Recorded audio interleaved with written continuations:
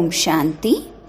25/6/2026 പ്രഭാതമുരളി മധുബൻ. മധുരമായ കുട്ടികളെ, പാവനമാകുവാനുള്ള ഒരേയൊരു ഉപായമാണ് ബാബയുടെ ഓർമ്മ. ഓർമ്മയുടെ പരിശ്രമം മാത്രമാണ് അവസാന സമയത്ത് പ്രയോജനപ്പെടുന്നത്. ചോദ്യം: സംഗമയുഗത്തിൽ ഏതൊരു തിലകം നൽകുകയാണെങ്കിൽ സ്വർഗീയ രാജ്യ പദവിയുടെ തിലകം ലഭിക്കും? ഉത്തരം: സംഗമയുഗത്തിൽ ഈയൊരു തിലകം നൽകൂ. നമ്മൾ ആത്മാക്കൾ ബിന്ദുവാണ്. നമ്മൾ ഈ ശരീരമല്ല.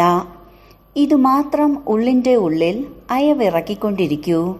നമ്മൾ ആത്മാക്കളാണ്. നമുക്ക് ബാബയിൽ നിന്ന് സമ്പത്ത് നേടണം. ബാബയും ബിന്ദുവാണ്, നമ്മളും ബിന്ദുവാണ്. ഈ തിലകത്താൽ സ്വർഗീയ രാജ്യ പദവിയുടെ തിലകം പ്രാപ്തമാകും. ബാബ പറയുന്നു, ഞാൻ ഗ്യാരണ്ടി നൽകുന്നു, നിങ്ങൾ എന്നെ ഓർമ്മിക്കുകയാണെങ്കിൽ പകുതി കൽപ്പത്തേക്ക് കരയുന്നതിൽ നിന്നും മുക്തമാകും. ഓം ശാന്തി.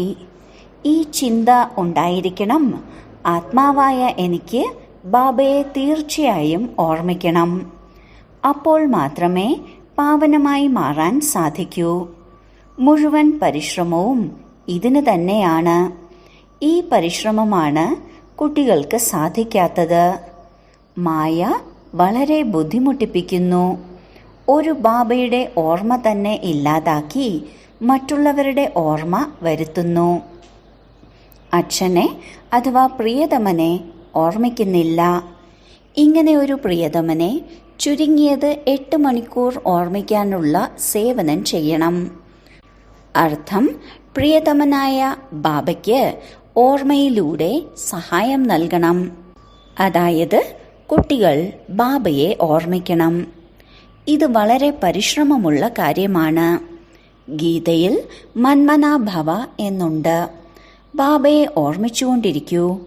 ഇരിക്കുമ്പോഴും എഴുന്നേൽക്കുമ്പോഴും നടക്കുമ്പോഴും കറങ്ങുമ്പോഴും ഒരു ബാബയെ മാത്രം ഓർമ്മിച്ചുകൊണ്ടിരിക്കൂ, മറ്റൊന്നുമല്ല.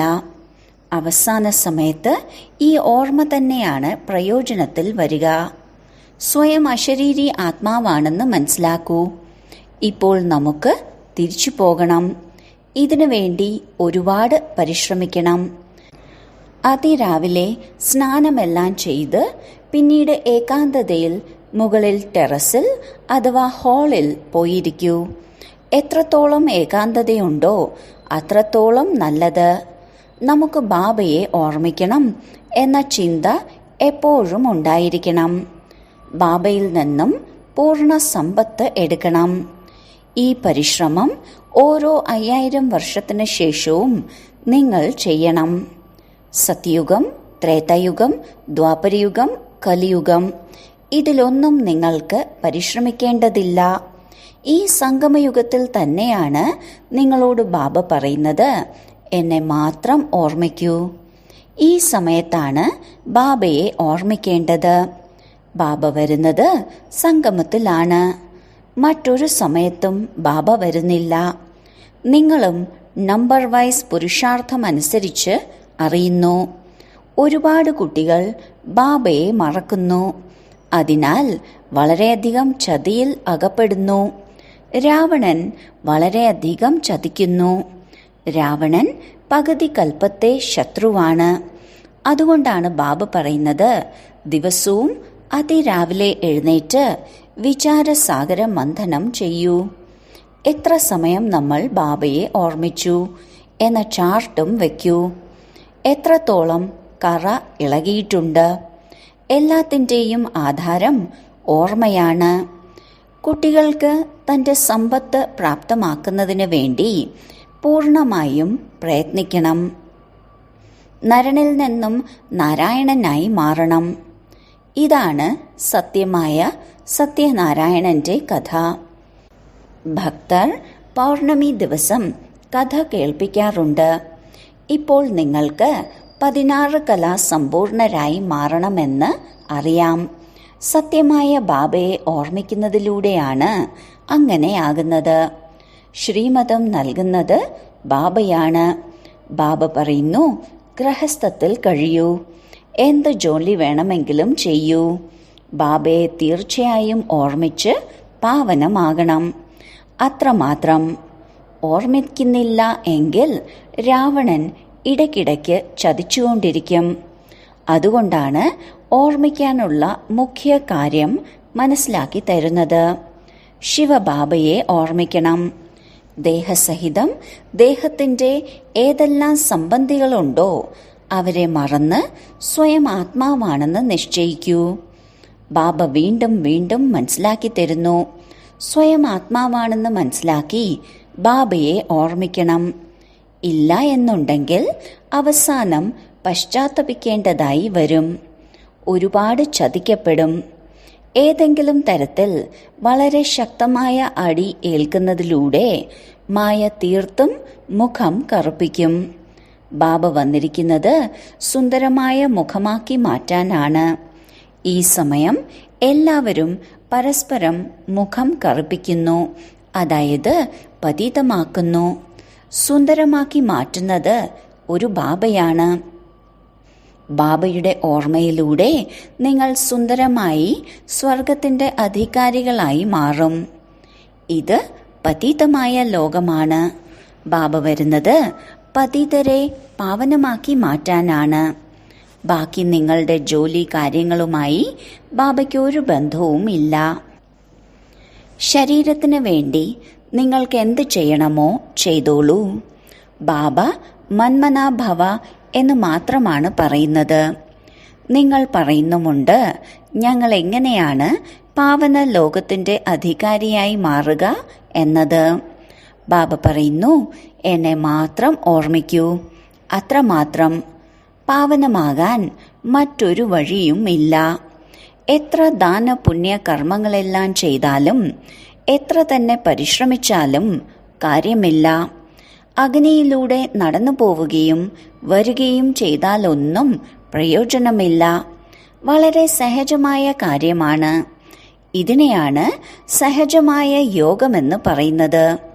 സ്വയത്തോട് ചോദിക്കൂ, നമ്മൾ നമ്മുടെ മധുരമായ ബാബയെ മുഴുവൻ ദിവസത്തിലും എത്രയാണ് ഓർമ്മിക്കുന്നത്? ഉറക്കത്തിൽ ഒരു പാപവും ഉണ്ടാകുന്നില്ല. അശരീരിയായി മാറുന്നു. പിന്നെ പകൽ സമയത്ത് ഒരുപാട് പാപങ്ങളെല്ലാം ഉണ്ടായിക്കൊണ്ടിരിക്കുന്നു. പഴയ പാപവും ഒരുപാടുണ്ട്.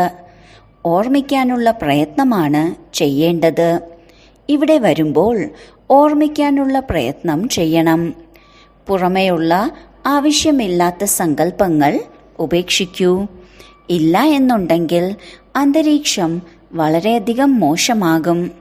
വീട്ടിലെ കാര്യങ്ങളും കൃഷി സംബന്ധിച്ചുമുള്ള കാര്യങ്ങളും ഓർമ്മ വന്നുകൊണ്ടിരിക്കും. ചിലപ്പോൾ കുട്ടികളെ ഓർമ്മ വരും, ചിലപ്പോൾ ഗുരുവിൻ്റെ ഓർമ്മ വരും. സങ്കല്പം നടന്നുകൊണ്ടിരിക്കുകയാണെങ്കിൽ അത് വായുമണ്ഡലത്തെ മോശമാക്കുന്നു. പരിശ്രമിക്കാത്തവർ വിഘ്നമുണ്ടാക്കിക്കൊണ്ടിരിക്കും. ഇതെല്ലാം വളരെ സൂക്ഷ്മമായ കാര്യമാണ്. നിങ്ങളും ഇപ്പോഴാണ് അറിയുന്നത്, പിന്നീട് ഒരിക്കലും അറിയുന്നില്ല. ബാബ ഇപ്പോൾ തന്നെയാണ് സമ്പത്ത് നൽകുന്നത്. പിന്നീട് പകുതി കൽപ്പത്തേക്ക് നിശ്ചിന്തമായി ഇരിക്കുന്നു.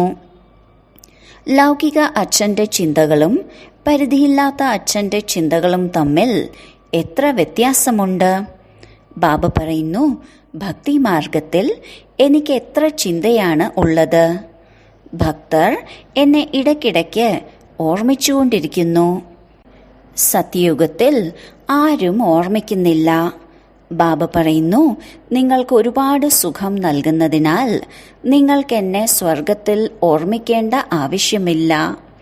ബാബയ്ക്കറിയാം, എൻ്റെ കുട്ടികൾ സുഖധാമത്തിലും ശാന്തിധാമത്തിലുമാണ് വസിക്കുന്നത്. മറ്റൊരു മനുഷ്യർക്കും ഇതറിയില്ല. ഇങ്ങനെ ഒരു അച്ഛനിൽ നിശ്ചയബുദ്ധികളാകുന്ന കാര്യത്തിലാണ് മായ വിഘ്നമുണ്ടാക്കുന്നത്. ബാബ പറയുന്നു, നിങ്ങൾ എന്നെ ഓർമ്മിച്ചാൽ നിങ്ങളിൽ അടങ്ങിയിട്ടുള്ള വെള്ളിയുടെയും ചെമ്പിൻ്റെയും തുരുമ്പിൻ്റെയും കറകൾ ഇല്ലാതാകും.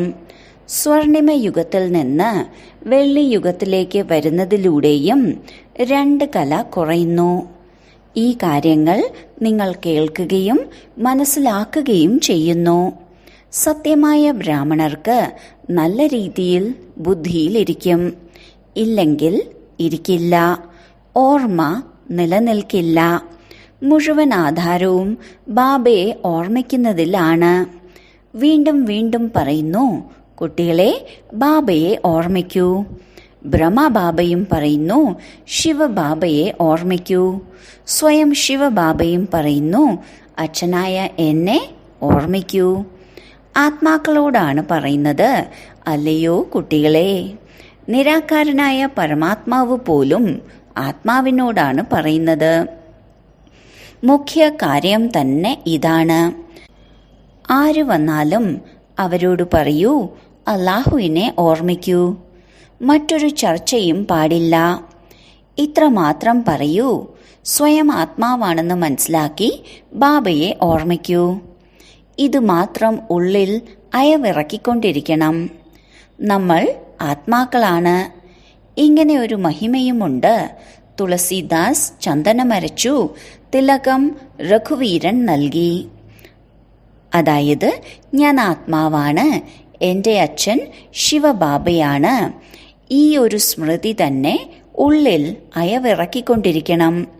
ഈ നിരന്തര സ്മൃതിയുടെ ആധാരത്തിലാണ് സ്വർഗീയ രാജ്യ പദവിയുടെ തിലകം ലഭിക്കുക. ഇത് സ്ഥൂല തിലകത്തിന്റെ കാര്യമല്ല, രാജ്യതിലകമാണ് ബാബ നൽകുന്നത്. നിങ്ങൾ മനസ്സിലാക്കുന്നു, തിലകം വാസ്തവത്തിൽ ഈ സമയത്തെ ഓർമ്മചിഹ്നമാണ്. നിങ്ങൾ ഓർമ്മിച്ചുകൊണ്ടേയിരിക്കുന്നു. അർത്ഥം, അവനവന് രാജ്യപദവിയുടെ തിലകം നൽകുന്നു. നിങ്ങൾക്ക് രാജ്യപദവിയുടെ തിലകം ലഭിക്കും. ഇരട്ട കിരീടധാരിയായി മാറും. രാജ്യപദവിയുടെ തിലകം ലഭിക്കും. അർത്ഥം, സ്വർഗത്തിലെ മഹാരാജാവും മഹാറാണിയുമായി മാറും. ബാബ എത്ര സഹജമായാണ് മനസ്സിലാക്കി തരുന്നത്. നമ്മൾ ആത്മാവാണ്, ശരീരമല്ല. എന്നെ മാത്രം ഓർമ്മിക്കൂ. നമുക്ക് ബാബയിൽ നിന്ന് സമ്പത്തെടുക്കണം. നിങ്ങൾക്കറിയാം, നമ്മൾ ആത്മാക്കൾ ബിന്ദുവിന് സമാനമാണ്. ബാബയും ബിന്ദുവാണ്. ബാബ ജ്ഞാനത്തിന്റെ സാഗരനും സുഖത്തിന്റെ സാഗരനുമാണ്. ബാബ നമുക്ക് വരദാനം നൽകുന്നു. ബാബ ബ്രഹ്മബാബയുടെ അടുത്താണ് ഇരിക്കുന്നത്. ഗുരു തന്റെ ശിഷ്യനെ അടുത്തിരുത്തിയാണ് പഠിപ്പിക്കുക. ബാബയും അരികത്തിരിക്കുകയാണ്. കുട്ടികളോട് പറയുന്നു, സ്വയം ആത്മാവാണെന്ന് മനസ്സിലാക്കി എന്നെ ഓർമ്മിക്കൂ. സത്യയുഗത്തിലും നിങ്ങൾ സ്വയം ആത്മാവാണെന്ന് മനസ്സിലാക്കുന്നുണ്ട്. എന്നാൽ ബാബയെ അറിയുന്നില്ല. നമ്മൾ ആത്മാക്കൾക്ക് ശരീരം ഉപേക്ഷിച്ച് മറ്റൊന്നെടുക്കണം. ഡ്രാമ അനുസരിച്ച് നിങ്ങളുടെ പാർട്ട് ഇങ്ങനെയാണ്. അതുകൊണ്ടാണ് നിങ്ങളുടെ ആയുസ് സത്യയുഗത്തിൽ ഉയർന്നതും പവിത്രവുമായി ഇരിക്കുന്നത്. സത്യയുഗത്തിൽ ആയുസ് ഉയർന്നതായിരിക്കും, കലിയുഗത്തിൽ കുറവായിരിക്കും. സത്യയുഗത്തിൽ യോഗികളും കലിയുഗത്തിൽ ഭോഗികളും. യോഗികൾ പവിത്രമായിരിക്കും. സത്യയുഗത്തിൽ രാവണ രാജ്യം തന്നെ ഇല്ല. ആയുസ് ഉയർന്നതായിരിക്കും. കലിയുഗത്തിൽ ആയുസ് വളരെ ചെറുതായിരിക്കും. ഇതിനെ കർമ്മഭോഗം എന്നാണ് പറയുന്നത്. സത്യയുഗത്തിൽ ദുർമരണങ്ങൾ ഒരിക്കലും ഉണ്ടാകുന്നില്ല. അതിനാൽ ബാബ പറയുന്നു, ബാബയെ തിരിച്ചറിഞ്ഞു എങ്കിൽ ശ്രീമതത്തിലൂടെ മുന്നേറൂ. ഒരു ബാബയെ ഓർമ്മിക്കൂ. സ്വയത്തെ ആത്മാവാണെന്ന് മനസ്സിലാക്കൂ. നമുക്കിപ്പോൾ തിരികെ പോകണം. ഈ ശരീരം ഉപേക്ഷിക്കണം. ഇനിയുള്ള സമയം സേവനത്തിൽ ഉപയോഗിക്കണം. നിങ്ങൾ കുട്ടികൾ വളരെ ദരിദ്രരാണ്. അതിനാൽ ബാബയ്ക്ക് ദയ തോന്നുകയാണ്. നിങ്ങൾ വൃദ്ധർക്കും കൂനികൾക്കുമൊന്നും ഒരു ബുദ്ധിമുട്ടും നൽകുന്നില്ല. വൃദ്ധരെ കൂനികളെന്നാണ് പറയുന്നത്. വൃദ്ധർക്ക് മനസ്സിലാക്കി കൊടുക്കാറുണ്ട്, ബാബയെ ഓർമ്മിക്കൂ. നിങ്ങളോട് ആരെങ്കിലും എവിടേക്കാണ് പോകുന്നത് എന്ന് ചോദിക്കുകയാണെങ്കിൽ പറയൂ, ഗീത പാഠശാലയിലേക്കാണ് പോകുന്നത്. ഇവിടെ കൃഷ്ണന്റെ ആത്മാവ് 84 ജന്മമെടുത്തു. ഇപ്പോൾ ശിവബാബയിൽ നിന്ന് ജ്ഞാനം എടുത്തുകൊണ്ടിരിക്കുകയാണ്. കുട്ടികൾ പ്രദർശനികളിലെല്ലാം എത്രയാണ് ചിലവഴിക്കുന്നത്. ഇന്നയാൾ വളരെ നല്ല രീതിയിൽ പ്രഭാവിതരായി എന്ന് എഴുതാറുമുണ്ട്. എന്നാൽ ബാബ പറയുന്നു, ആരും ഇങ്ങനെ എഴുതാറില്ല. ഈ സമയം പരിധിയില്ലാത്ത ബാബ വന്ന് ഈ ബ്രഹ്മാവിന്റെ ശരീരത്തിലൂടെ സ്വർഗത്തിന്റെ സമ്പത്ത് നൽകുന്നു. ബാബയ്ക്ക് മനസ്സിലാകും, ഒരാൾക്ക് പോലും നിശ്ചയമുണ്ടായിട്ടില്ല. ഈ ജ്ഞാനം വളരെ നല്ലതാണെന്ന് പറഞ്ഞ് പ്രഭാവിതരാവുക മാത്രമാണ് ചെയ്യുന്നത്. ഏണിപ്പടിയിൽ ശരിയായ രീതിയിലാണ് കാണിച്ചിട്ടുള്ളത്. എന്നാൽ സ്വയം യോഗത്തിലിരുന്ന് തമോ പ്രധാനത്തിൽ നിന്നും സത്തോ പ്രധാനമായി മാറുക, അത് ചെയ്യുന്നില്ല. ഇത്ര മാത്രം പറയുന്നു, പരമാത്മാവിൽ നിന്ന് സമ്പത്ത് പ്രാപ്തമാക്കുന്നതിനുള്ള ജ്ഞാനം വളരെ നല്ലതാണ്. എന്നാൽ സ്വയം സമ്പത്ത് പ്രാപ്തമാക്കുന്നില്ല, ഒരു പുരുഷാർത്ഥവും ചെയ്യുന്നില്ല. ഒരുപാട് പ്രജകളുണ്ടാകും, എന്നാൽ രാജാവായി മാറാൻ പരിശ്രമമുണ്ട്. ഓരോരുത്തരും അവനവന്റെ ഹൃദയത്തോട് ചോദിക്കണം, ഏതുവരെ നമ്മൾ ബാബയുടെ ഓർമ്മയിലൂടെ ഹർഷിതമായി ഇരിക്കുന്നുണ്ട്? നമ്മൾ വീണ്ടും മുൻപത്തെ പോലെ ദേവതയായി മാറുന്നു. ഇങ്ങനെയെല്ലാം സ്വയം അവനവനോടൊപ്പം ഏകാന്തമായിരുന്ന് സംസാരിക്കൂ. ശ്രമിച്ചു നോക്കൂ. ബാബയെ ഓർമ്മിച്ചുകൊണ്ടിരിക്കൂ.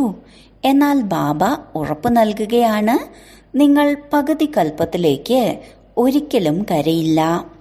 ഇപ്പോൾ നിങ്ങൾ പറയുന്നു, ബാബയാണ് വന്ന് നമ്മളെ മായാ രാവണനുമേൽ വിജയം പ്രാപ്തമാക്കി തരുന്നത്. ആര് എത്ര പ്രയത്നിച്ചാലും അവനവന് വേണ്ടിയാണ് ചെയ്യുന്നത്. പിന്നീട് നിങ്ങൾ പുതിയ ലോകത്തിലേക്ക് പോകും. പഴയ ലോകത്തിലെ കണക്കും കാര്യങ്ങളുമെല്ലാം ഇല്ലാതാക്കുകയും വേണം. കാരണം നിങ്ങൾക്ക് തമോ പ്രധാനത്തിൽ നിന്നും സത്തോ പ്രധാനമായി മാറണം. പാവനമായി മാറാനുള്ള യുക്തിയും പറഞ്ഞു തരുന്നു. ഇത് കണക്കെടുപ്പിന്റെ സമയമാണ്. എല്ലാവരുടെയും വിനാശമുണ്ടാകണം. പുതിയ ലോകത്തിന്റെ സ്ഥാപനയുണ്ടാകണം. നിങ്ങൾക്കറിയാം, നമ്മൾ ഈ മൃത്യു ലോകത്തിൽ നിന്നും ഈ ശരീരം ഉപേക്ഷിച്ച് പിന്നീട് പുതിയ ലോകമാകുന്ന അമര ലോകത്തിലേക്ക് പോകും. നമ്മൾ പഠിക്കുന്നത് തന്നെ പുതിയ ലോകത്തിലേക്ക് വേണ്ടിയാണ്. ഭാവിയിലേക്ക് വേണ്ടി പഠിപ്പിക്കുന്ന മറ്റൊരു പാഠശാലയും ഉണ്ടാവില്ല.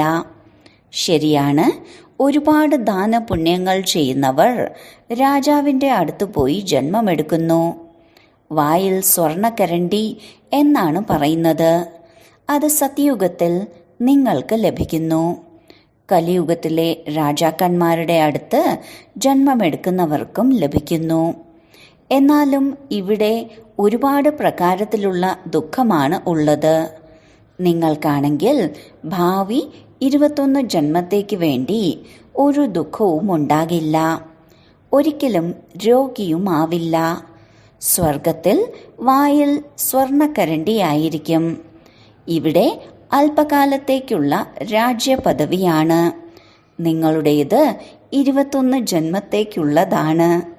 നല്ല രീതിയിൽ ബുദ്ധി ഉപയോഗിക്കണം. പിന്നീട് മനസ്സിലാക്കി കൊടുക്കണം. ഭക്തിമാർഗത്തിൽ ആരും രാജാവാകില്ല എന്നൊന്നുമില്ല. കോളേജോ ആശുപത്രിയോ ആരെങ്കിലും ഉണ്ടാക്കുകയാണെങ്കിൽ അവർക്കതിൻ്റെ പ്രതിഫലം ലഭിക്കുന്നു. ഹോസ്പിറ്റൽ ഉണ്ടാക്കുകയാണെങ്കിൽ അടുത്ത ജന്മത്തിൽ വളരെ നല്ല ആരോഗ്യമുണ്ടായിരിക്കും. ഇങ്ങനെ പറയാറുണ്ടല്ലോ, ഇവർക്ക് മുഴുവൻ ആയുസ്സിലും ഒരു പനി പോലും വന്നിട്ടില്ല എന്ന്. വലിയ ആയുസ്സായിരിക്കും. ഒരുപാട് ദാനപുണ്യങ്ങളെല്ലാം ചെയ്തിട്ടുണ്ട്. ഹോസ്പിറ്റൽ ഉണ്ടാക്കിയിട്ടുണ്ടെങ്കിൽ ആയുസ്സും വർദ്ധിക്കുന്നു. ഇവിടെ നിങ്ങൾ യോഗത്തിലൂടെ സദാ ആരോഗ്യമുള്ളവരും സമ്പന്നരുമായി മാറുന്നു. യോഗത്തിലൂടെ നിങ്ങൾക്ക് 21 ജന്മത്തേക്കുള്ള ചികിത്സയാണ് ലഭിക്കുന്നത്. ഇവിടെയാണെങ്കിൽ വളരെ നല്ല ഹോസ്പിറ്റലും വളരെ നല്ല കോളേജുമുണ്ട്. ബാബ ഓരോ കാര്യവും നല്ല രീതിയിൽ മനസ്സിലാക്കി തരുന്നു. ബാബ പറയുന്നു, ആർക്ക് എവിടെ ആനന്ദം തോന്നുന്നുവോ, എവിടെ പ്രിയമാണോ അവിടെ പോയി പഠിക്കാൻ സാധിക്കും. നമ്മുടെ സെന്ററിലേക്ക് തന്നെ വരണം. എന്തുകൊണ്ടാണ് ഇവരുടെ അടുത്തേക്ക് പോകുന്നതെന്ന് ആർക്കും പറയാൻ സാധിക്കില്ല. ആർക്ക് എവിടെ വേണോ അവിടേക്ക് പോകാൻ സാധിക്കും. കാര്യം ഒന്നു തന്നെയാണ്. മുരളി പഠിച്ചു കേൾപ്പിക്കുന്നുണ്ട്. മുരളി മധുബനിൽ നിന്നാണ് പോകുന്നത്. പിന്നെ ചിലരെല്ലാം വിസ്തരിച്ച് നല്ല രീതിയിൽ മനസ്സിലാക്കി കൊടുക്കുന്നു. മറ്റു ചിലർ വെറുതെ വായിച്ച് കേൾപ്പിക്കുന്നു. പ്രഭാഷണം ചെയ്യുന്നവർ നല്ല രീതിയിൽ രസിപ്പിച്ച് പറഞ്ഞു കൊടുക്കുന്നു. എവിടെ പ്രഭാഷണമുണ്ടായാലും ആദ്യം പറയൂ, ശിവബാബ പറയുന്നു. സ്വയത്തെ ആത്മാവാണെന്ന് മനസ്സിലാക്കി അച്ഛനായ എന്നെ ഓർമ്മിക്കൂ, എന്നാൽ നിങ്ങളുടെ വികർമ്മങ്ങൾ വിനാശമാകും. പാവനമായി പാവന ലോകത്തിന്റെ അധികാരിയായി മാറും. എത്ര സഹജമായാണ് മനസ്സിലാക്കി തരുന്നത്. ശരി, വളരെ കാലത്തെ വേർപാടിന് ശേഷം തിരികെ കിട്ടിയ മധുരമായ സന്താനങ്ങൾക്ക് മാതാവും പിതാവുമായ ബാപ്ദാദയുടെ സ്നേഹസ്മരണകളും പുലർക്കാല വന്ദനവും. ആത്മീയ പിതാവിൻ്റെ ആത്മീയ കുട്ടികൾക്ക് നമസ്കാരം. ധാരണയ്ക്കുള്ള മുഖ്യസാരം: 1. പുറമേയുള്ള വ്യർത്ഥമായ കാര്യങ്ങൾ ഉപേക്ഷിച്ച് ഏകാന്തമായിരുന്ന് ഓർമ്മിക്കാനുള്ള പ്രയത്നം ചെയ്യണം. അതിരാവിലെ എഴുന്നേറ്റ് വിചാരസാഗര മന്ഥനം ചെയ്ത് തൻ്റെ ചാർട്ടും നോക്കണം. 2. ഭക്തിയിൽ എങ്ങനെയാണോ ദാനപുണ്യങ്ങൾക്ക് മഹത്വമുള്ളത്, അതേപോലെ ജ്ഞാനമാർഗത്തിലും ഓർമ്മയ്ക്ക് മഹത്വമുണ്ട്. ഓർമ്മയിലൂടെ ആത്മാവിനെ സദാ ആരോഗ്യമുള്ളതും സദാ സമ്പന്നവുമാക്കി മാറ്റണം. അശരീരിയായി മാറാനുള്ള അഭ്യാസം ചെയ്യണം. വരദാനം: കമ്പൈൻഡ് സ്വരൂപത്തിന്റെ സേവനത്തിലൂടെ ആത്മാക്കളെ സമീപ സംബന്ധത്തിലേക്ക് കൊണ്ടുവരുന്ന കമ്പൈൻഡ് രൂപധാരിയായി ഭവിക്കട്ടെ. കേവലം ശബ്ദത്തിലൂടെ സേവനം ചെയ്യുന്നതിലൂടെ പ്രജയായി പോകുകയാണ്. എന്നാൽ ശബ്ദത്തിനുപരി സ്ഥിതിയിൽ സ്ഥിതി ചെയ്ത് പിന്നെ ശബ്ദത്തിലേക്ക് വരൂ. അവ്യക്തസ്ഥിതി, പിന്നെ ശബ്ദം.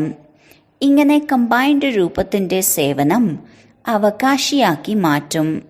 ശബ്ദത്തിലൂടെ പ്രഭാവിതരായ ആത്മാക്കൾ അനേക ശബ്ദങ്ങൾ കേൾക്കുന്നതിലൂടെ വന്നും പോയും ഇരിക്കുന്നു. എന്നാൽ കമ്പൈൻഡ് രൂപധാരിയായി കമ്പൈൻഡ് രൂപത്തിന്റെ സേവനം ചെയ്യൂ, എങ്കിൽ അവർക്ക് മേൽ ഒരു രൂപത്തിന്റെയും പ്രഭാവം വീഴുകയില്ല. സ്ലോഗൻ: സാധനങ്ങളിൽ പരിധിയില്ലാത്ത വൈരാഗ്യവൃത്തിയുടെ സാധന അപ്രത്യക്ഷമാക്കാതിരിക്കൂ. അവ്യക്ത സൂചന: സദാ ഹർഷിതമായിരിക്കുന്നതിന് തന്റെ സ്വഭാവം സരളമാക്കൂ, സഹനശീലരാകൂ. ആരാണോ സഹനശീലരായ കുട്ടികൾ, അവർ തന്റെ സഹനശീലതയുടെ ശക്തിയിലൂടെ എങ്ങനെയുള്ള കഠിന സംസ്കാരമുള്ളവരെയും എങ്ങനെയുള്ള കഠിന കാര്യത്തെയും ശീതളമാക്കി തരുന്നു, അഥവാ സഹജമാക്കി തരുന്നു. സഹനശീലതയുടെ ഗുണമുള്ളവർ ഗൗരവമുള്ളവരായിരിക്കും. ആഴത്തിലേക്ക് ഇറങ്ങിച്ചെല്ലും. അവർ ഒരിക്കലും പരിഭ്രമിക്കുകയില്ല. ആഴത്തിലേക്ക് പോയി സഫലത നേടും. ഓം ശാന്തി.